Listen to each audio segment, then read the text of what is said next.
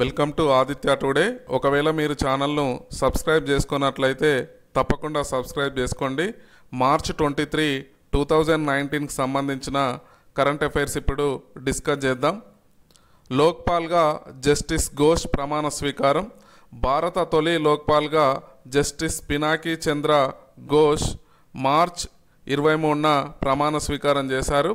ఈయనతో పాటు నలుగురు జ్యుడిషియల్ అదేవిధంగా నాన్ జ్యుడిషియల్ సభ్యులను కూడా లోక్పాల్ కమిటీ ఎన్నుకోవడం జరిగింది. అందులో జ్యుడిషియల్ సభ్యులు చూసినట్లయితే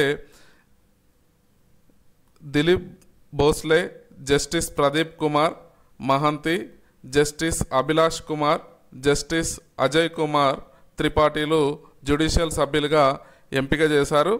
అదేవిధంగా నాన్ జ్యుడిషియల్ సభ్యులుగా రామసుందరం, దినేష్ కుమార్ జైన్, మహేందర్ సింగ్, ఇంద్రజిత్ ప్రసాద్ గౌతములను ఎంపిక చేయడం జరిగింది. ఇది లోక్పాల్ కేంద్ర స్థాయిలో దీన్ని లోక్పాల్ గాను, రాష్ట్ర స్థాయిలో లోకాయుక్తగాను మనము దీన్ని పరిగణించడం జరుగుతుంది. ఈ లోక్తాయుక్త చట్టము 2013లో ఆమోదించబడింది. దీని యొక్క ప్రధాన ఉద్దేశం ఏంటంటే ప్రస్తుతం అధికారంలో ఉన్న ఎంపీలు, కేంద్ర రాష్ట్ర మంత్రులు, మాజీ ఎంపీలు మరియు మాజీ మంత్రులపై వచ్చే అవినీతి కేసులపై దర్యాప్తు చేసే అధికారము లోక్పాల్కు ఉంటుంది. భారత వృద్ధి రేటు 6.8 పిచ్. 2019-20 ఆర్థిక సంవత్సరంలో భారత వృద్ధి రేటు అంచనాలను రేటింగ్ ఏజెన్సీ పిచ్ 7.7% నుంచి 6.8%కి తగ్గించింది. అదేవిధంగా 2018-19 ఆర్థిక వృద్ధిని 7.2% నుంచి 6.9%కి తగ్గించింది. ఇదే వృద్ధి రేటు 2020-21లో భారత వృద్ధి రేటు 7.1%గా ఉంటుందని తన అవుట్లుక్లో పేర్కొనడము జరిగింది. సాప్ ఫుట్బాల్ ఛాంపియన్షిప్ విజేత భారత్. దక్షిణాసియా ఫుట్బాల్ ఛాంపియన్ విజేతగా భారత మహిళల హాకీ జట్టు నిలిచింది. ఈ ఛాంపియన్షిప్ని ఇది గెలవడము 5వసారి.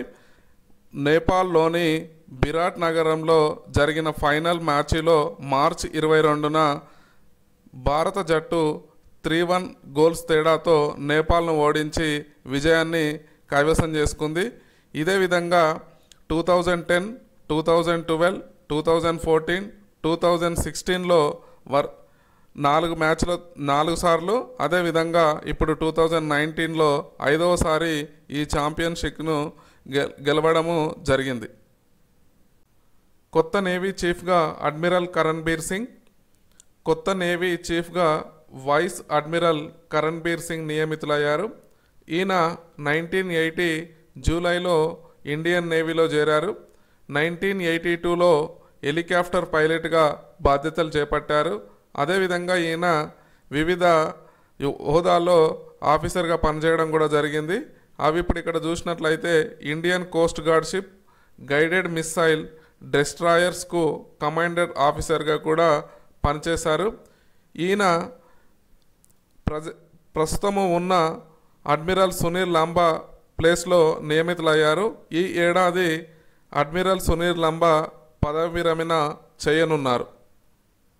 ఇండియన్ నేవీకి సంబంధించి కొన్ని డీటెయిల్స్ చూద్దాము. ఇది ఇండియన్ నేవీని సెప్టెంబర్ 5, 1612లో స్థాపించడం జరిగింది. ప్రస్తుతం యొక్క chief admiral Sunil Lamba. IPL season 12 ప్రారంభం. ఇండియన్ ప్రీమియర్ లీగ్ 12వ సీజన్ మార్చి 23న చెన్నై చిదంబరం స్టేడియంలో ప్రారంభమైంది. Chennai super kings, royal challengers Bengaluru మధ్య జరిగే తొలి మ్యాచ్తో ఐపీఎల్ 12 ప్రారంభమైంది. మందన జులైన్ అగ్రస్థానంలోనే. ఐసీసీఐ మహిళల వన్డే ర్యాంకింగ్లో బ్యాటింగ్ విభాగం చూసుకున్నట్లయితే భారత క్రీడాకారిణి అయిన స్మృతి మందన మొదటి స్థానంలో నిలిచింది. అదేవిధంగా బౌలింగ్ స్థానం చూసినట్లయితే జులాన్ గోస్వామి కూడా మొదటి స్థానంలో నిలిచింది. వీళ్ళు మందన 797 పాయింట్లతో నెంబర్ 1 ర్యాంక్లో నిలవడం జరిగింది. అదే మిథాలీ రాజు 4వ స్థానంలో నిలిచింది. బౌలర్ల విభాగంలో జులాన్ 730 పాయింట్లతో నెంబర్ 1గా కొనసాగుతుంది. అల్లం నారాయణకు ఆవుల పురస్కారం. తెలంగాణ మీడియా అకాడమీ చైర్మన్ అల్లం నారాయణకు ప్రతిష్టాత్మకమైన జస్టిస్ ఆవుల సాంబశివరావు పురస్కారము వరించింది. 2019 ఏడాదికి గాను పొట్టి శ్రీరాములు తెలుగు విశ్వవిద్యాలయము ఈయన పేరును ఖరారు చేసింది. ఈయన తెలంగాణ ఉద్యమంలో కీలక పాత్ర పోషించారు. అదేవిధంగా నమస్తే తెలంగాణకు ఎడిటర్గా కూడా పనిచేయడము జరిగింది. ఓకే, ఈ వీడియో కనుక మీకు నచ్చినట్లయితే లైక్ చేయండి. అదేవిధంగా మీ కామెంట్లు ఏమన్నా ఉన్నట్లయితే మాకు కంపల్సరిగా కామెంట్ బాక్స్లో పెట్టండి. అదేవిధంగా సోషల్ మీడియా అనగా వాట్సాప్, ట్విట్టర్, టెలిగ్రామ్, ఫేస్బుక్లలో తప్పకుండా మీ మిత్రులకి అదేవిధంగా జాబ్ ఆస్పిరెంట్స్కి తప్పకుండా వీడియోని షేర్ చేయండి. Thank you.